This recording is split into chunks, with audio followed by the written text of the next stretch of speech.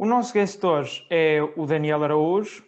O Daniel licenciou-se em Gestão na Católica Porto Business School, tirou mestrado em International Business Development na American Business School, em Paris, mestrado esse com foco em empreendedorismo e intraempreendedorismo. Terminando estudos, fez parte da Google de 2010 a 2015, desempenhando 3 cargos diferentes.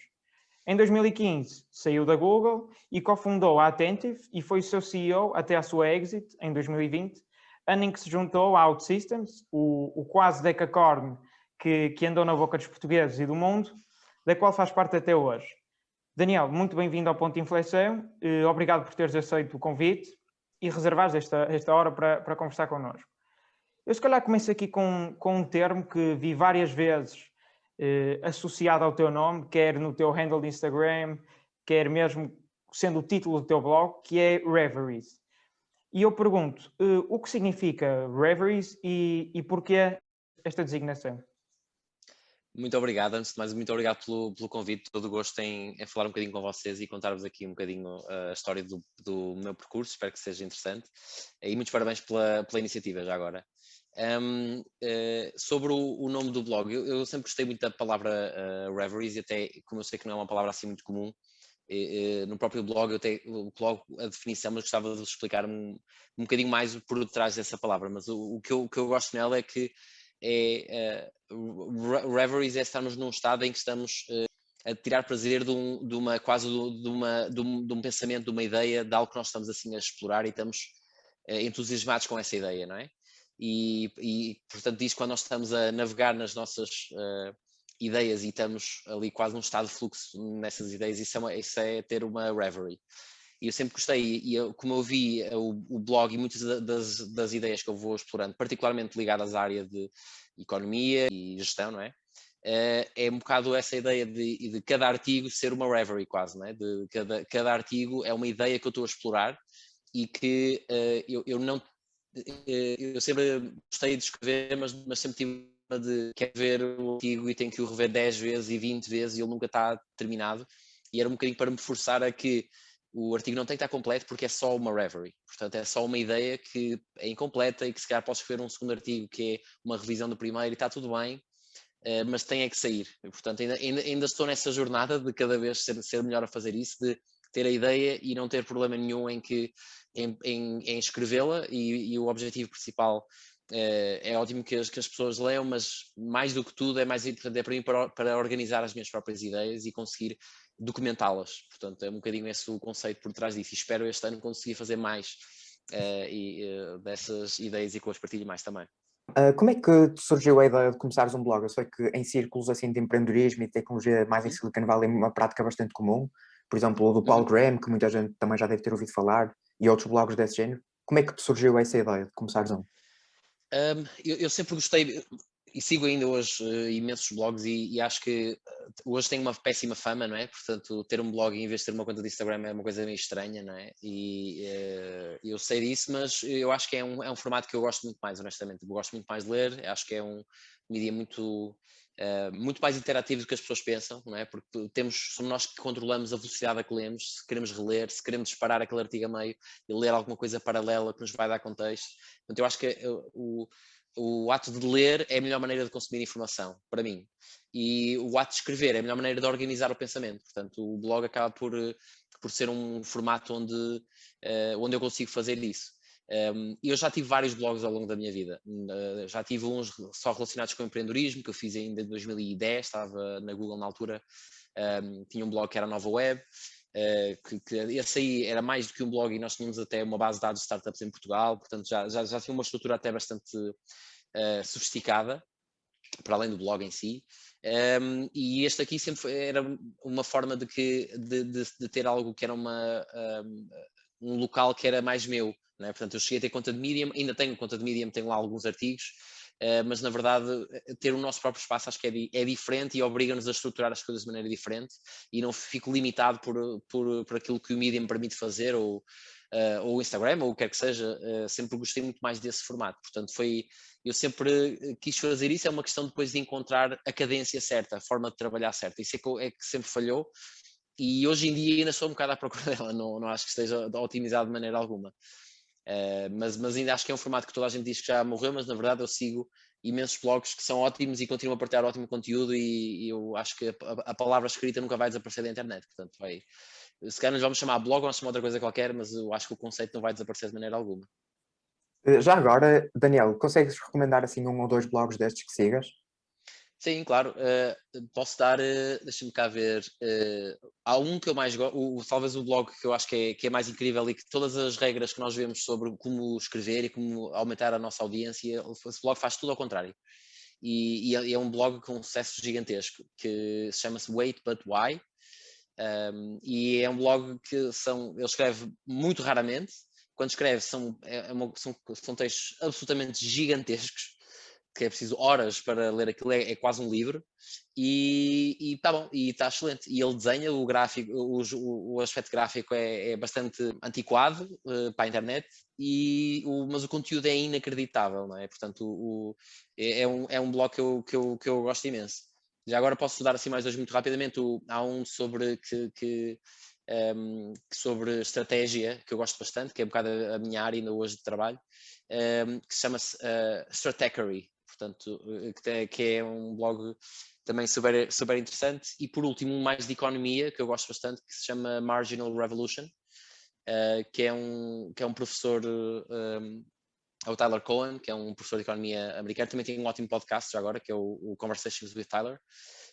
E para quem gosta de economia, se calhar pode ser um bocado nerd de economia demais, mas eu gosto bastante, acho que é super interessante. E mesmo discordando muitas das coisas que ele coloca lá, mas são sempre, é um aspecto mais académico, mas é super interessante perceber novas tendências e ideias novas que estão a aparecer no mundo da economia, que eu acho que são bastante interessantes. Eu e o Afonso, por acaso, estamos familiarizados com por exemplo, o Wait But Why, que falaste do Tim Urban, o próprio Strategy do Ben Thompson, portanto, realmente é muito bom ouvir outro português a valorizar, de facto, estes blogs que para nós têm muito valor.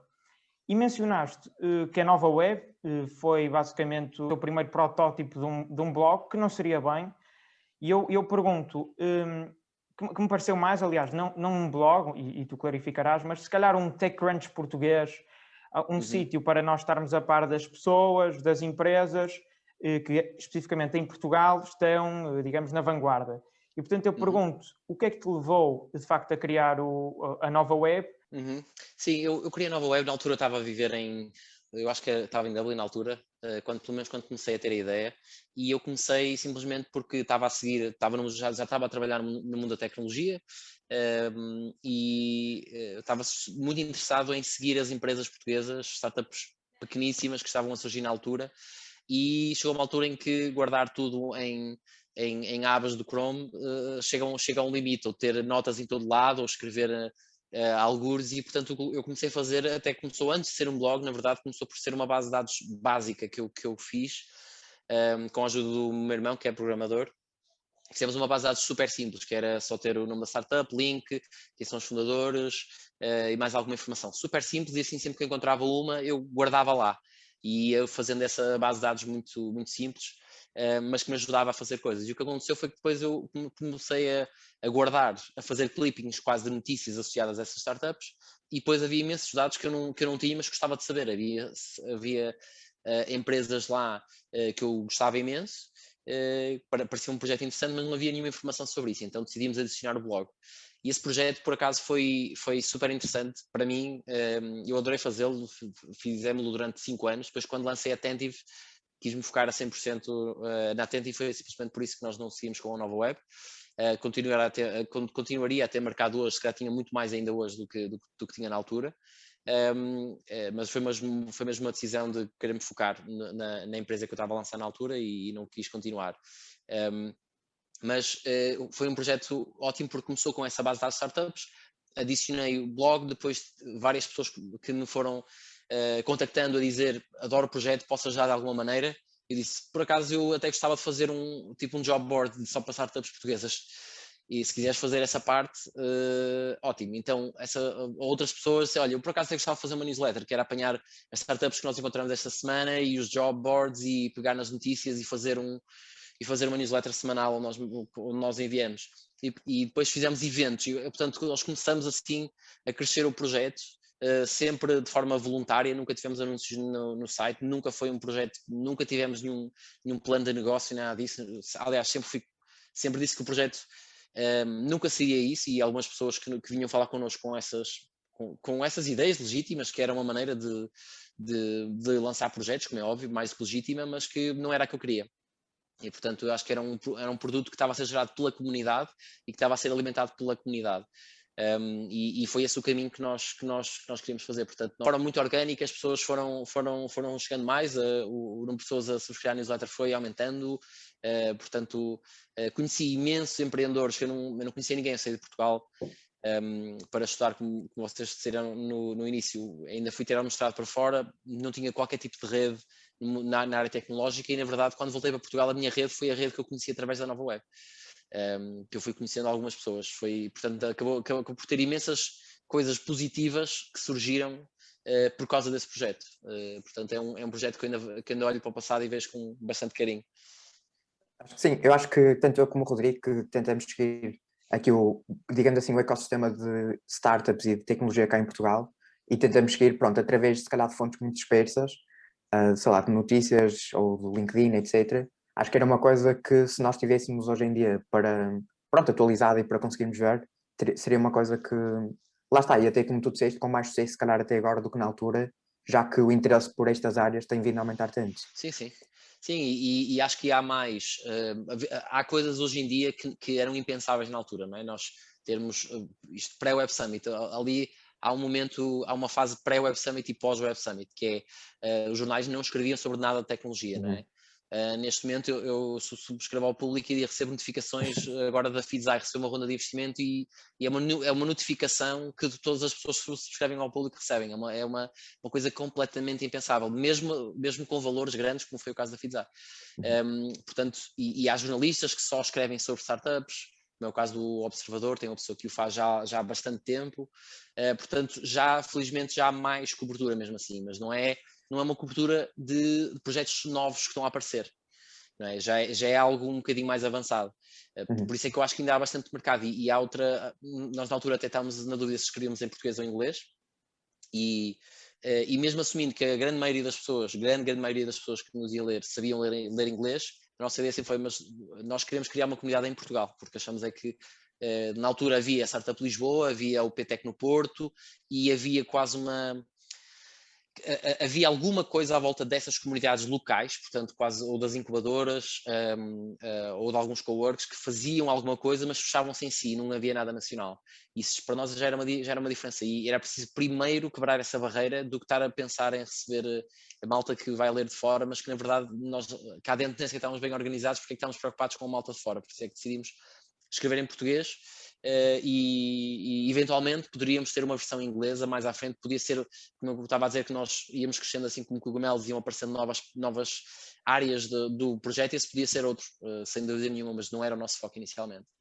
Eu acho interessantíssimo tu dizeres isso, porque nós, quando estávamos aí a conceber também este projeto, o podcast Ponto de Inflexão, tivemos exatamente este dilema, que é, vamos fazer isto em inglês para tentar dar a conhecer a outras pessoas, se calhar de outras nacionalidades, os empreendedores portugueses, ou então vamos optar pelo português, pronto, a nossa língua mãe, para tentarmos, lá está, criar esta comunidade e tentar torná-la mais forte dentro do país em si.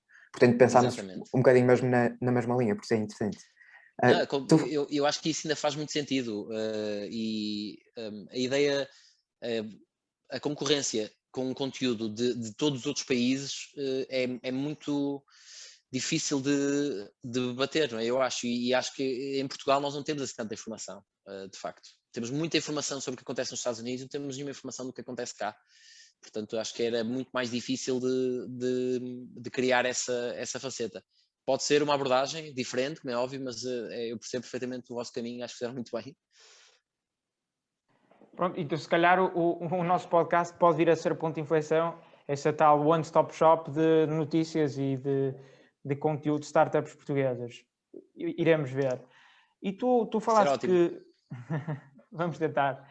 Tu falaste que a Nova Web, começaste esse projeto enquanto trabalhavas ainda na Google, e portanto se calhar vamos um pouco para essa altura da tua vida.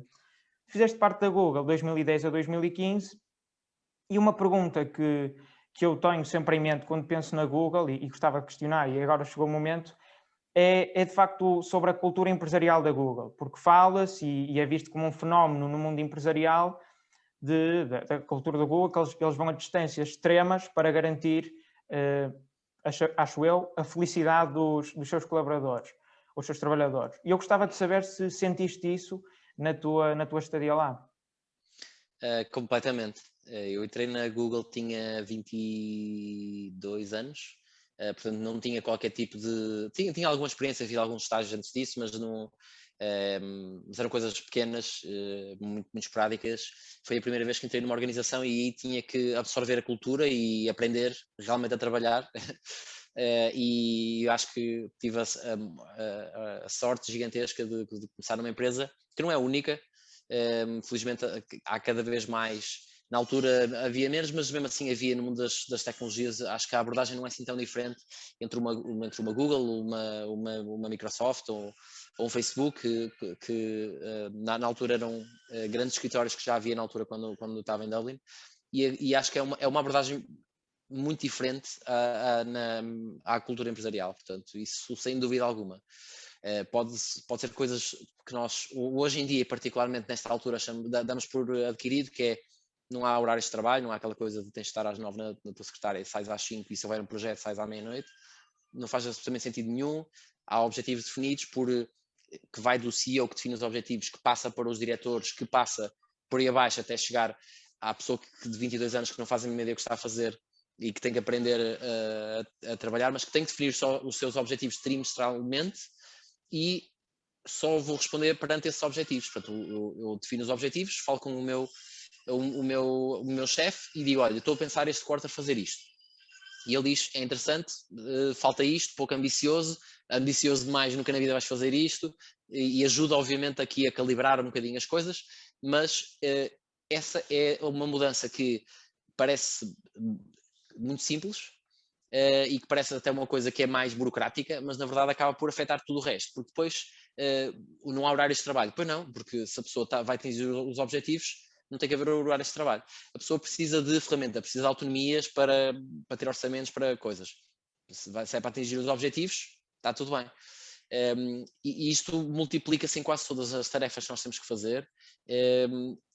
Depois há sempre uma ligação aos objetivos e a mais nada, não é à forma de se trabalhar. Esse é um lado. O outro lado que eu acho que é bastante importante pelo menos para mim isso foi algo novo, que é, tens um lado da empresa que está focada no trabalho que tem que ser feito, portanto no nosso dia-a-dia, seja de marketing, de vendas, de produto, o que quer que seja, e depois há o trabalho na empresa em si, na cultura. Isso é um trabalho que é feito por todos. E, portanto, todos nós temos esses dois chapéus sempre. Há o chapéu de estou neste departamento e tenho que fazer coisas, depois há o departamento de Googler e o meu trabalho é contribuir para a cultura. E, portanto, isso era algo que seja fazer um feedback anual que é gigantesco e demora horas a preencher sobre a cultura, sobre os detalhes mais específicos que vocês puderem imaginar, sobre todos os nossos chefes, sobre a comida que nós tínhamos disponível nas cantinas e nos cantos, a qualidade do café. Eu lembro-me de uma coisa, nós obviamente depois brincávamos um bocado com isso, tipo a malta a reclamar que não havia pizza, havia 7 pizzas diferentes, mas não havia nenhuma que fosse gluten free. Portanto, mal, ok, então se esse é o nosso maior problema, então acho que estamos muito bem. Mas havia pessoas que isso era importante, e portanto ainda bem que a empresa estava sedenta de receber esse feedback. E pode parecer uma coisa básica para uma pessoa que não é, que se calhar não precisa dessa solução para ser produtiva e tudo mais, e se calhar essa solução para mim pode ser algo que nunca na vida pensaria, mas a própria empresa está sempre a pedir esse feedback, seja no nosso trabalho, seja no volume de trabalho, seja no desafio, se o que estamos a fazer é desafiante, seja na qualidade e o bem-estar das pessoas. Portanto, esse trabalho é sempre um lado secundário que estava lá. E isso era uma oportunidade gigantesca. Depois há uma terceira dimensão, que é a questão da escala, não é?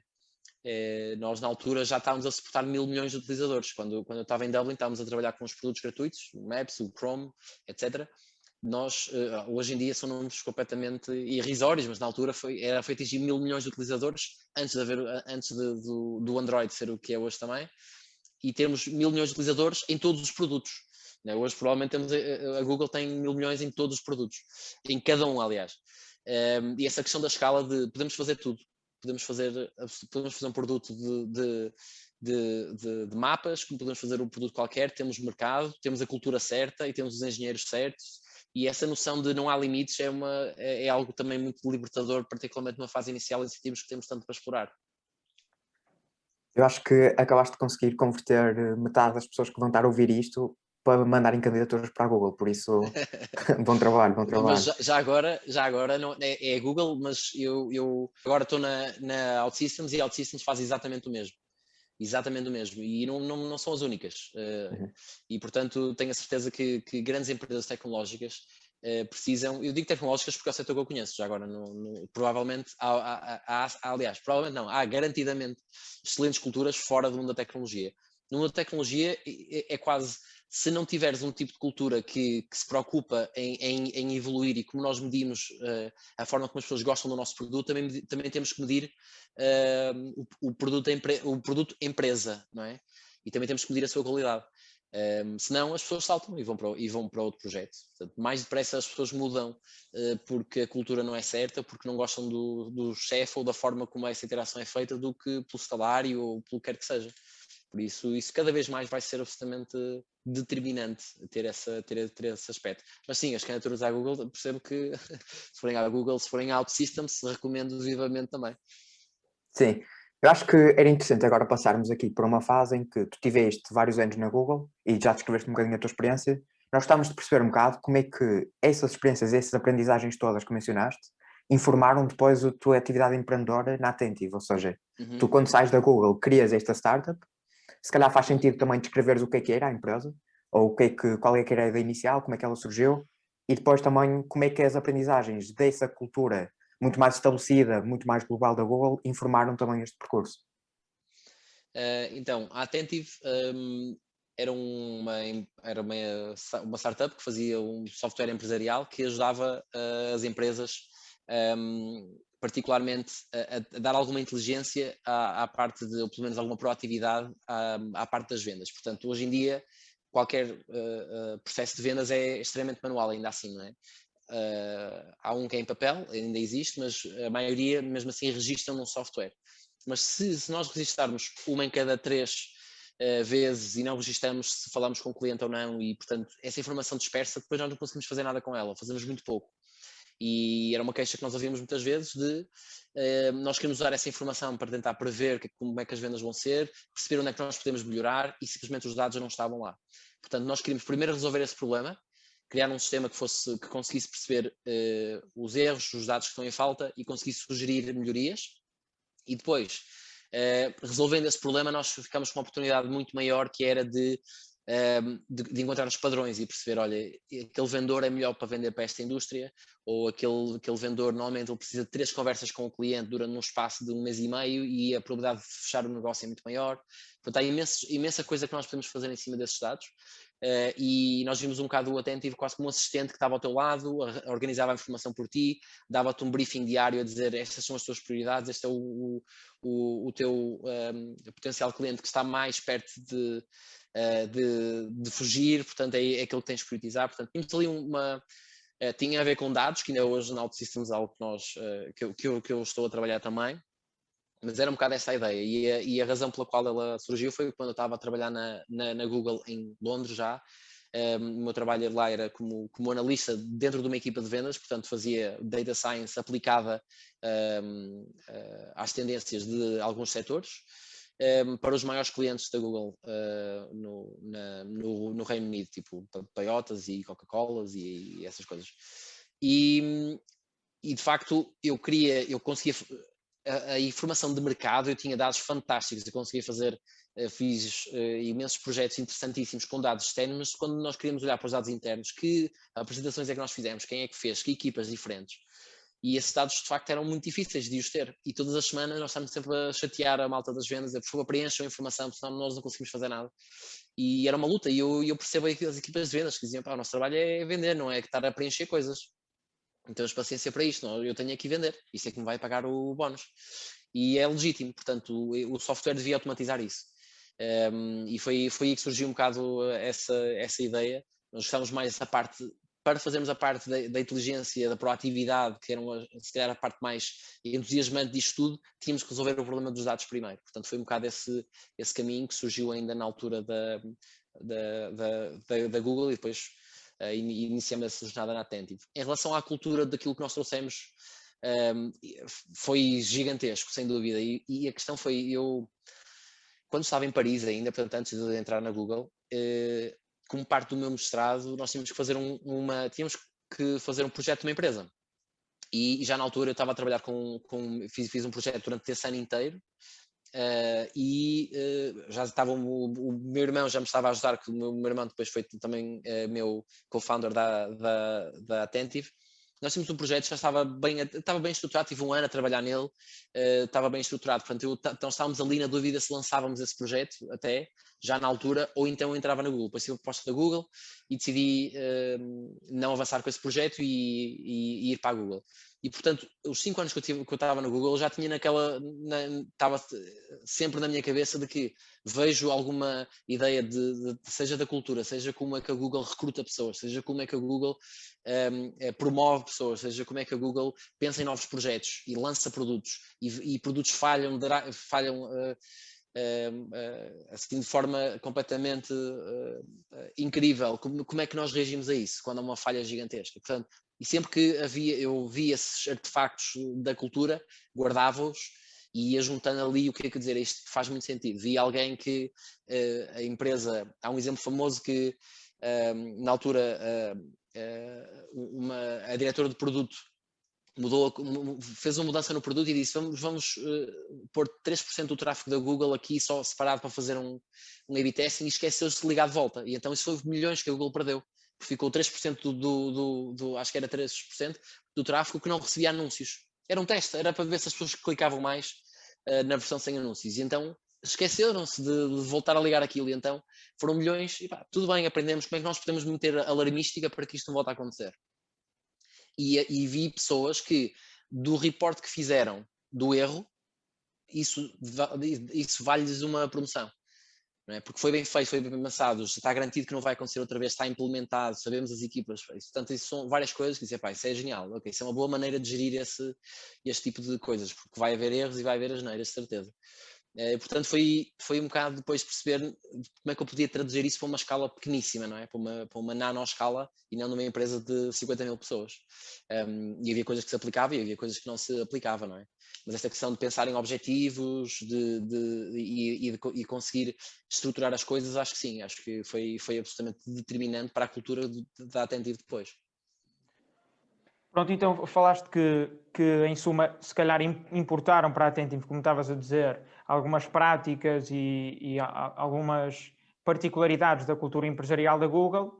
E por falar nisso, uma prática de gestão que me saltou à vista quando estava a ler o teu blog foi na Attentive, quando escreveste que vocês faziam reuniões semanais dos team managers com os membros, de mais ou menos 30 minutos, pelo que escreveste, só que tinha um caveat, que era quem conduzia, quem era o lead dessa reunião, era não o team manager, mas sim o membro.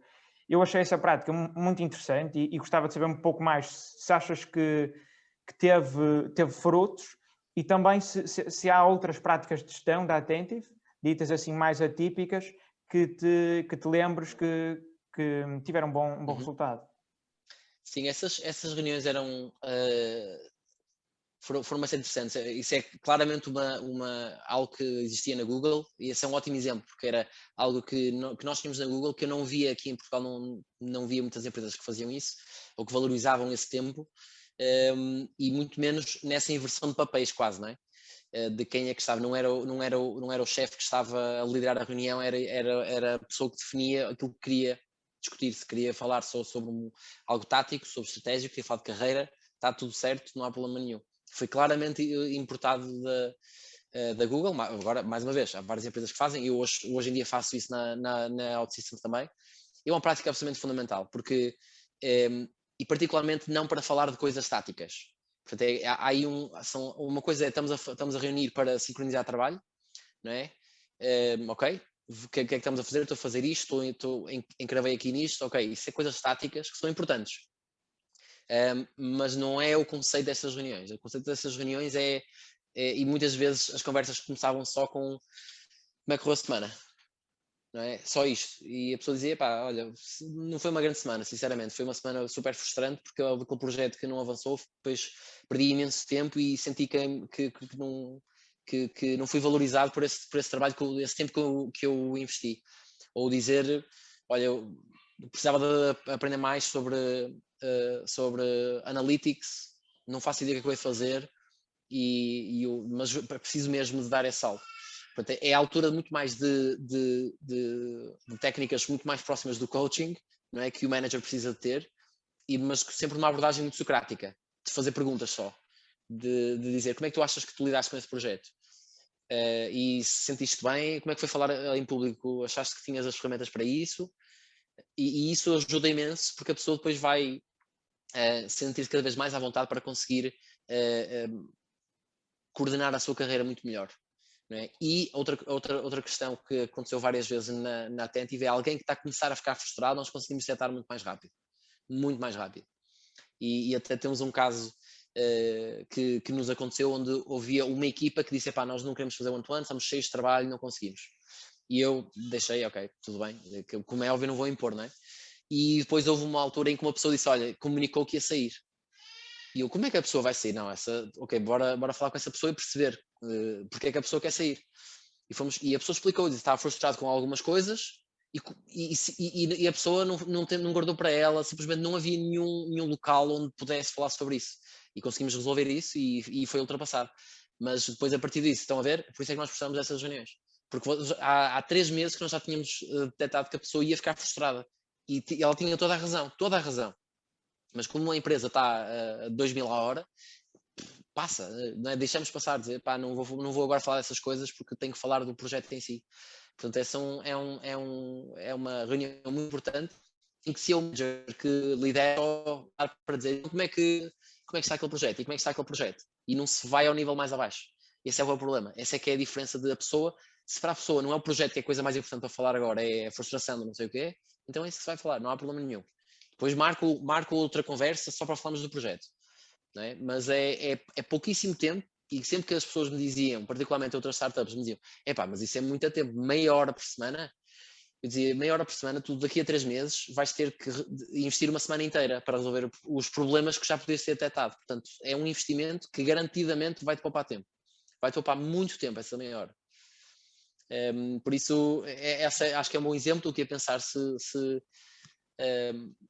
outra que se calhar mais óbvia é a questão do uso de OKRs ou equivalente, portanto, alguma ferramenta de definição de objetivos que o que eu gosto, ainda hoje gosto bastante do conceito de OKRs, porque é simples, é muito difícil de fazer bem, mas é muito fácil de começar. E isso já uma abordagem muito simples, não temos que ir para um balance scorecard super complicado, cheio de métricas e tudo mais, é simples. Queremos um objetivo e queremos dizer como é que vamos lá chegar, como é que nós sabemos que lá chegamos melhor. É isso. Portanto, é fácil de pessoas novas entram e se a organização estiver bem desenhada para as OKRs, pessoas novas que entram, que nunca o fizeram, conseguem também entrar. E conseguimos olhar sempre para o trabalho desta perspectiva de estou a testar coisas, estou a trabalhar para atingir um objetivo. Não há aquele tipo de trabalho que é repetitivo todos os dias. Quem estiver nesse modo do meu trabalho é postar 10 coisas nas redes sociais todos os dias, quem estiver nesse modo está perfeitamente no sítio errado. Seja numa startup, mas também numa empresa grande como a Google. Não, mas para quê? Qual é o impacto que queres ter? Quero chegar a mais pessoas. Para quê? Porque a nossa mensagem, nós temos que aumentar o número de pessoas que conhecem a nossa marca. Como é que nós podemos medir isso? Podemos medir com inquéritos, ou podemos medir com outra coisa qualquer. Ok, então vamos definir aí um objetivo de quantas pessoas é que nós queremos atingir. Se calhar não é melhor, as redes sociais podem ser a melhor maneira de... Se o objetivo é esse, se calhar as redes sociais não é a melhor maneira de fazer. Se calhar basta 5 posts e vais ter o mesmo alcance. Portanto, quando mudam as pessoas e dizer o teu trabalho não está aqui uma lista de tarefas, isso obriga as pessoas a dar muito mais trabalho para as pessoas agora. Há pessoas que não gostam disto, gostam de dizer, muito determinístico, é isso que tens que fazer. Então, particularmente uma startup onde não há essas tarefas, não é? Tens que testar todos os dias, tens que testar coisas. E se não souberes para que é que estás a testar, o que é que queres atingir, Um exemplo clássico, muito rapidamente, é o de mudar landing pages. As pessoas têm um site, né? E dizem, vamos lançar uma nova página. Para quê? Mais bonita, mais engraçada, e queremos aumentar a conversão em 10%, ok, isso já começámos a falar, não é? Eu preciso de aumentar as vendas em 10%, ok, então para isso precisamos de um aumento de conversão de X, e eu acho que a landing page, se nós mudarmos e modificarmos algumas coisas, vamos levar a esse objetivo. Agora já estamos a falar. Aqui que o manager vai trabalhando nestas one-to-ones também, de dizer, de ajudar a pessoa a desconstruir aquilo que realmente quer atingir. Todos nós, o mais fácil é dizer, o trabalho é fazer um site novo. O trabalho é fazer uma série de podcasts. Mas porquê? E essas respostas são difíceis, não é? Mas é muito importante de o ir fazendo e evoluir nesse sentido. Tu agora falaste uma série de ferramentas, desde os OKRs e outras, que claramente se nota, pronto, a tua posição atual como Product Manager, que é muito esta posição em que tu estás numa espécie de role de negócios, ou seja, tens a parte mais do negócio e também tens a parte mais de tecnológica, ou seja, também tens de interagir com equipas tecnológicas, com developers, etc. E tu, neste momento, és Product Manager na OutSystems, por isso acho que também era importante dizeres qual foi a tua experiência e também porque é que saíste da Atento. Eu não sei se houve um exit ou simplesmente mudaste para OutSystems, porque tu tiveste este percurso em que primeiro tiveste numa das maiores empresas do mundo, na Google, depois numa startup tua, numa experiência totalmente diferente em termos de escala, e agora numa das maiores empresas, digamos assim, fundadas por um português, não está em Portugal, mas nós quase que chamamos uma empresa portuguesa também. E como é que foi essa transição? A maioria das pessoas estão em Portugal, por acaso. Sim, sim. Inclusive é o CEO. Mas sim, é verdade, é uma empresa global novamente. Sim, e pronto, se calhar também dizer OutSystems, muita gente também já deve conhecer, mas é uma empresa tecnológica que foi fundada por um português e, como o Daniel disse também, a maioria das pessoas neste momento estão cá em Portugal, que basicamente está muito no movimento low-code, no-code, que é basicamente ferramentas que permitem pessoas que não sejam tão técnicas assim construírem aplicações ou construírem soluções tecnológicas sem terem tanta proficiência técnica de programação. Então, se calhar, fala-nos um bocadinho de como é que foi a saída da Attentive e como é que foi a entrada na OutSystems.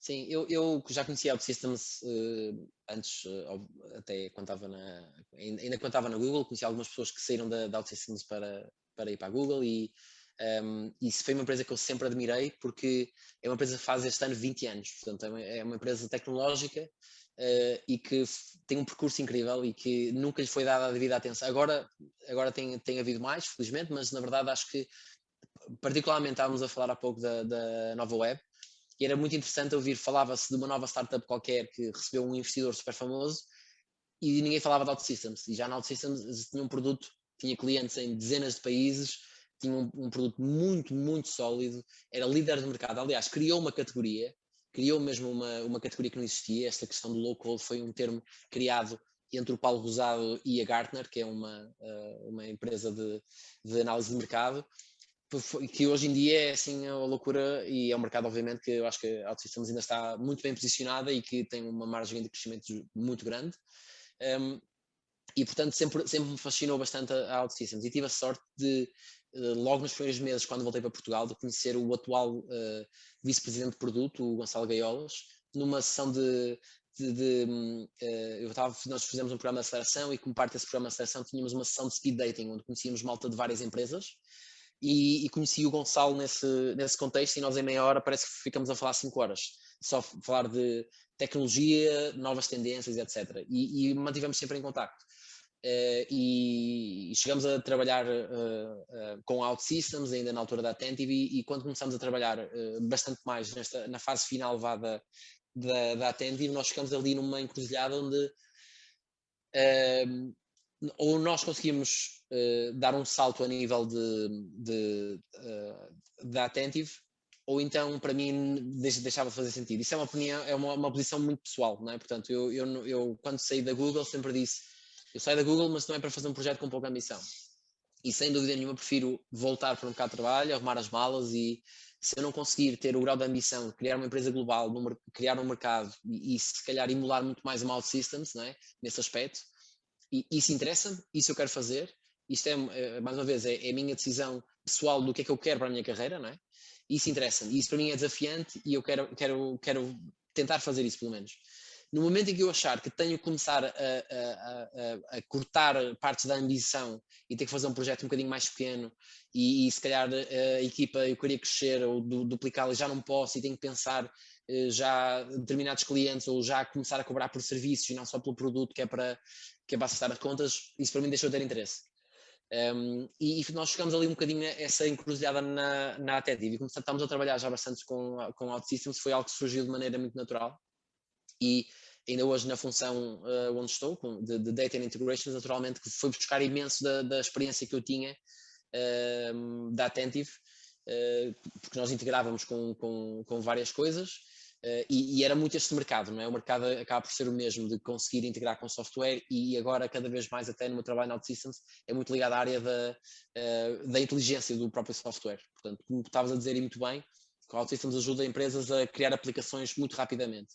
Portanto, pensamos, por exemplo, no cartão Continente, por exemplo, em vez de ter que escrever a linha de código, fazer um trabalho de artesão, nós já temos as coisas pré-feitas e quase com arrastar, cria-se aplicações que são usadas por milhões de pessoas hoje em dia, não é? E que podem ser altamente avançadas ou extremamente simples e coisas que são internas para empresas ou são externas para como por exemplo apps de bancos, por exemplo, que são para utilizadores finais, mas têm imensas coisas que são altamente técnicas, que exigem muita segurança, etc.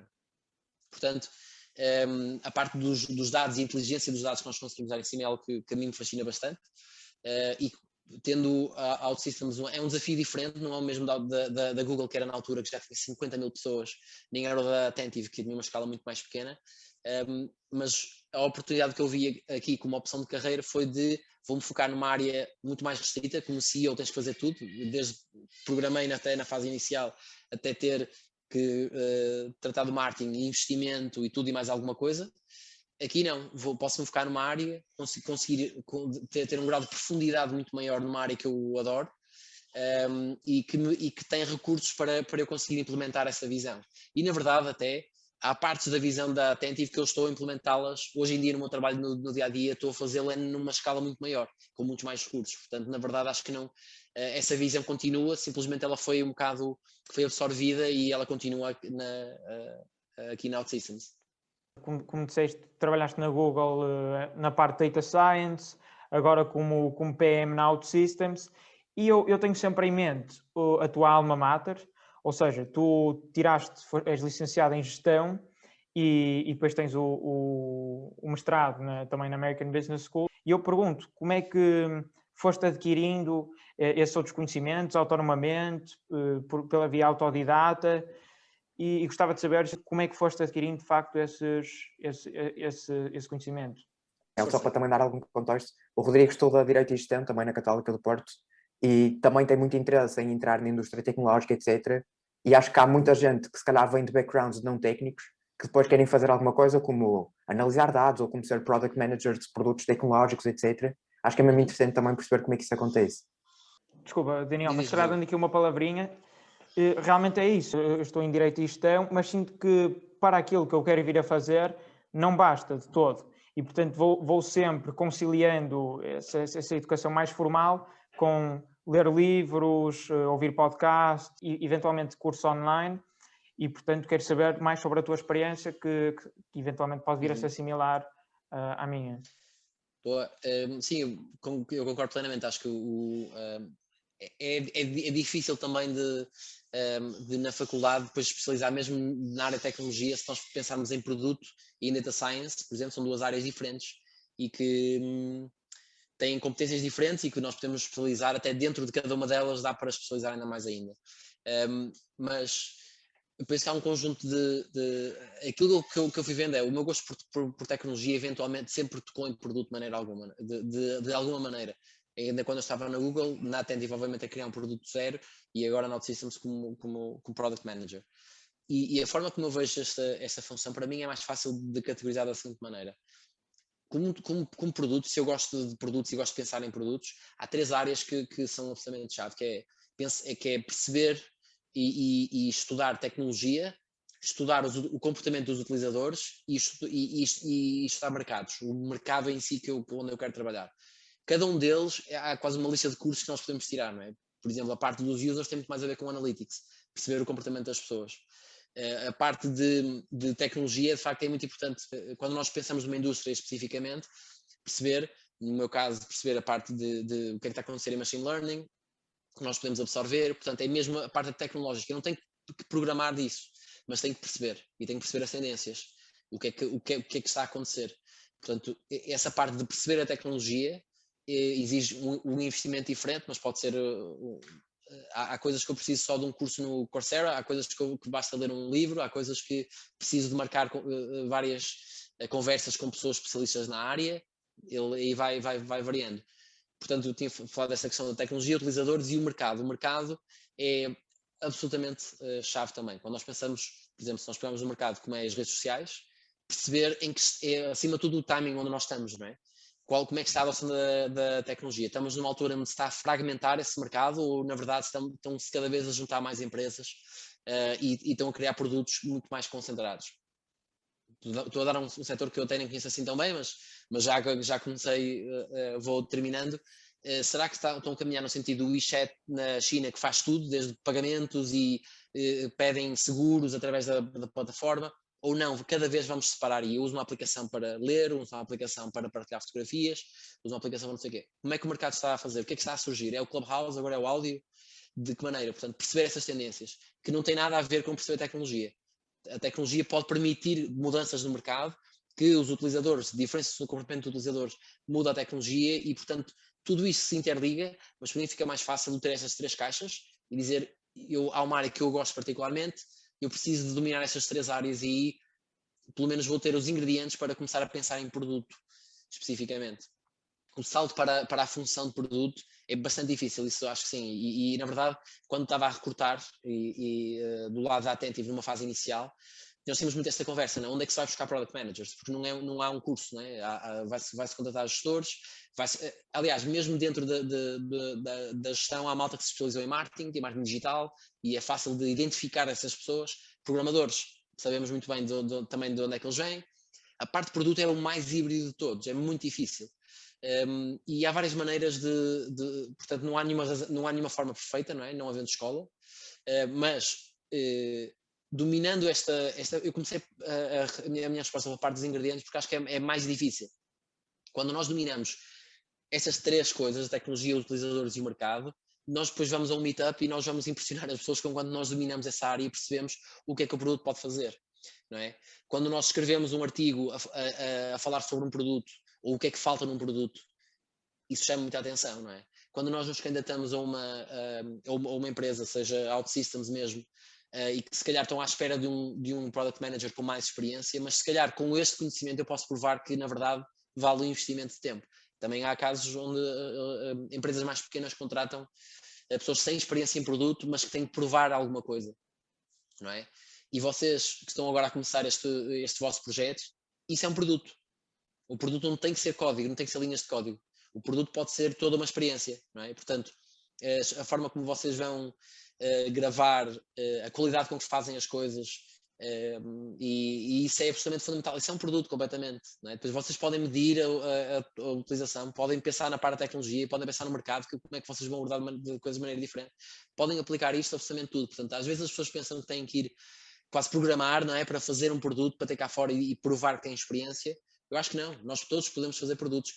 E a mim, mais uma vez, com o chapéu de recrutador, quando eu vejo alguém que diz eu adoro produto, mas nunca lançou nada, absolutamente nada, falta aí alguma coisa, não é? O que é que falta? A pessoa, portanto, ou quer ficar na academia e só quer investigar, também é legítimo e é uma carreira perfeitamente viável, ou a pessoa quer sujar as mãos e quer fazer coisas, e então aí faz. Porque hoje em dia lançar as coisas, podes usar, há milhares de ferramentas diferentes, mais técnicas, menos técnicas, que dá para lançar coisas. Nem tem que correr bem. Tem que ir cá para fora. E acho que muitas vezes as pessoas acham que confundem as duas coisas, que é, tem que ter um sucesso brutal. Não, mas tens de começar. Senão aí é que fica difícil. E, portanto, essa experiência com projetos paralelos aos nossos estudos ou ao nosso trabalho ajudam imenso a provar que existe essa vontade e que não temos medo nenhum de começar as coisas e de avançar. Portanto, eu acho que isso é que há imenso trabalho aqui de procurar dotar-nos das competências para para aquilo que nós precisamos, mas é muito mais fácil de procurar os cursos ou os livros ideais quando nós estamos a resolver um problema que nós temos. Portanto, agora vocês, se estão a gravar um podcast, eu não percebo nada como é que funciona as analytics podcast. Sei que não são grande coisa porque é difícil dizer quantas pessoas ouviram, até que minuto é que ouviram, como o Spotify consegue medir, não é? Mas eu posso tirar um curso de analytics só aplicados a áudio e se calhar vocês vão ter essa necessidade eventualmente. Isso é ótimo, vocês vão conseguir ler coisas só para resolver problemas que vocês têm. E é assim que eu acho que é muito mais útil do que lermos imensa coisa que depois é como estamos a pôr coisas umas em cima das outras que depois aquilo vai quebrar porque não tem estrutura. A estrutura são os nossos projetos. E por isso é que eu acho que é absolutamente fundamental. E quando nós não temos um curso universitário de 3 a 4 anos, estes projetos é que nos vão dar a estrutura. Acho que agora, pronto, tocaste aqui em imensos pontos que podíamos ficar mais uma hora a falar sobre eles. Eu queria só, se calhar, fazer-te uma pergunta sobre isto, que é, então, só para concluir este ponto, tu consideras que, se calhar, a melhor forma de entrar nesta área mais de produto ou de PM será criar os próprios projetos de alguém e depois, à medida que forem surgindo problemas, tentar investigar sobre essas áreas para os tentar resolver, pronto, ao longo do desenrolar. Ou seja, se calhar uma perspectiva muito mais learning by doing do que simplesmente aprendizagem teórica que depois, calhar, se não aplicarmos, vamos começando a esquecer. Exatamente. E repara, há imensas startups que numa fase inicial, contém 2, 3, 4 pessoas, que algumas já nessa fase querem ter alguém que só pense produto, há outras que só mais tarde contêm 20 pessoas. Depende mais do skill set dos founders, não é? Se já têm esse skill set ou não. Mas garantidamente há imensas oportunidades de empresas mais pequenas que se calhar até nem têm não têm uma oportunidade de trabalho aberta e pública de Product Manager, mas se calhar precisam disso. E podemos perfeitamente contactar essas pessoas e dizer, olha, eu vi que vocês, imaginem, empresas que contaram 1 milhão, têm recursos, não é? E podem dizer, eu adoro o vosso produto, conheço muito bem, percebo o mercado, percebo os vossos utilizadores e quero trabalhar com vocês e é isto que eu acho que eu posso dar. Estás a ver? E portanto, vocês já conseguem usar as coisas e se calhar as pessoas podem dizer, não, eu quero uma pessoa com 5 anos de experiência. É uma possibilidade. Vocês não perderam tempo por causa disso, não é? E portanto é difícil porque não há nenhum caminho perfeito, mas isso também faz com que haja vários caminhos possíveis. E eu já os vi todos. Já vi pessoas que foram contratadas como Junior Product Manager, fizeram um estágio e há um caminho formal, com pessoas que meteram-se numa startup com 5 pessoas e começaram a fazer produto e fizeram um excelente trabalho. Não é? E depois fizeram o tal, como estavas a dizer, o learning by doing e conseguiram aprender essas competências. A maioria das pessoas eu acho que será até mais assim, que é também o meu caso, não é? Apesar de tudo. Eu acho que é interessantíssimo tu dizeres isto, porque até é uma coisa que eu e o Rodrigo às vezes falamos, que é, por exemplo, ganhar esta experiência numa startup ou em algum contexto em que se calhar vamos ter mais responsabilidades mais rápido. E é exatamente a coisa que tu fizeste de tentar falar com alguma startup ou alguma empresa que tivesse levantado uma ronda de financiamento recentemente. Por acaso foi exatamente o que eu fiz há uns meses e neste verão até voltar a trabalhar numa startup cá do Porto, em produto, em product management. Por isso é a mesma coisa que eu aconselho, é a mesma coisa que, pronto, também da minha experiência reduzida, aconselho a toda a gente procurar essas oportunidades, mesmo que elas não estejam listadas. Eu acho que cada vez mais, claro que há empresas, mais uma vez, que têm um processo super estruturado e que se calhar essa oportunidade não vai acontecer, mas nós precisamos de produtos melhores. Nós olhamos à nossa volta, os produtos que nós vemos são, em média, bastante medíocres. Não é? Mais uma vez, produtos não são tecnológicos, tudo. As experiências que nós pensamos quando encomendamos alguma coisa ou quando... Não é? Portanto, temos ali na nossa vida 5 ou 6 experiências que são ótimas, mas a maioria não são assim tão boas. Portanto, há muita coisa para fazer, muita coisa para fazer. Portanto, a OutSystems também pode ser a plataforma onde se cria essas aplicações e, portanto, também há aí muito trabalho para fazer, sem dúvida nenhuma. E como disse o Afonso, é mesmo curioso, tu falaste dessa possibilidade que é nós fazermos o learning by doing e ganharmos experiência de campo propriamente dita, e que é uma via que, como o Afonso disse, estamos os dois a tentar fazer estágios menos tradicionais, não, diga-se, numas consultoras, Big Four assim, mas mais em startups que lá está, não têm nem sequer listadas essas oportunidades. E uma outra coisa que eu reparei foi que tu tens, de facto, aliado a isto, naturalmente, pareces ter realmente uma paixão por aprender. Digo isto porque tanto viajas muito, que para mim é uma forma de aprendizagem, pelo teu Goodreads percebe-se que leres como pouca gente lê, podcast também adoras, e eu pergunto como é que essas experiências te foram ajudando a ser quem tu és hoje. Sou assim, acima de tudo, é muito curioso, não é? Portanto, gosto muito e isso às vezes, há momentos em que se parece um defeito, não é? Que é, parece que não me especializo em nada, não é? E é se calhar um problema de quem tira a gestão, não é? Ficamos sempre com essa ideia de que nós na verdade não sabemos nada, somos um bocadinho de marketing, um bocadinho de finanças, um bocadinho disto, mas não sabemos de facto, quando nós falamos com amigos que são médicos, de facto há uma coisa que eles sabem bem, muito bem. E em gestão sabemos um bocadinho de tudo e algo que, na verdade, se calhar metade do que se aprende em gestão é bom senso, não é? E são coisas muito óbvias, parece, mas de facto depois o nós queremos aprofundar, tenho simplesmente interesse, seja de história, de filosofia, tudo e mais alguma coisa, mas é porque me entretém. Nem tudo e cada vez mais tem que ter depois uma finalidade onde eu aplico ao trabalho. Ele vai se aplicando sempre, mas acho que é muito mais por interesse pessoal de conseguir encontrar essas pontes. Portanto, há sempre aqui este lado, é um lado lúdico e simplesmente gosto de aprender, não vou aplicar em nada, mas na maioria das vezes acaba sempre por se aplicar, mesmo coisas que parece que são altamente tangenciais, aplicam sempre de várias maneiras. Eu acho que, pronto, agora tanto alguns pontos que me foste mencionando ao longo do podcast, como agora no final, tanto esta parte da filosofia, se fôssemos entrar pelo estoicismo, entre outras coisas, acho que tínhamos aqui material para um próximo, por isso se calhar deixamos isso no ar e quem sabe daqui a uns meses se falamos de novo. Como também já estamos a chegar um bocadinho aqui ao limite que tínhamos falado, vamos então deixar esses tópicos, se calhar, para um round 2 no futuro. Claro que sim. Muito obrigado mais uma vez por teres vindo aqui ao Ponto de Inflexão. Para nós foi um gosto enorme, espero que também tenhas gostado da conversa. Sem dúvida, muito obrigado. Não sei se tens assim algum comentário final, alguma coisa que queiras deixar às pessoas. Não, olha, primeiro quero-vos dar os parabéns a vocês pelo projeto, todo o gosto mesmo em estar aqui. Só há bocado um ponto que eu queria, vou aproveitar esta deixa que tu me permites fazer agora, que era que estamos há bocado a falar das pessoas poderem fazer as candidaturas espontâneas, e já agora, só como conselho, já ter visto centenas de candidaturas, a diferença entre nós acharmos que ninguém nos responde e termos a melhor resposta e a probabilidade de resposta ser altíssima nunca é no volume de candidaturas que nós fazemos, é sempre na forma altamente personalizada como nós fazemos. E já agora é a razão pela qual eu também estou aqui, foi porque eu vi que vocês fizeram esse trabalho e vocês são o ótimo exemplo de casos onde eu adoro participar e tenho todo o gosto em participar. E quando nós vemos nas empresas, seja convites para eventos, podcasts ou para candidaturas de trabalho, quando se nota a pessoa não mandou isto para 100, mandou para 2, mas escolheu-as bem e sabe muito bem aquilo que está a dizer.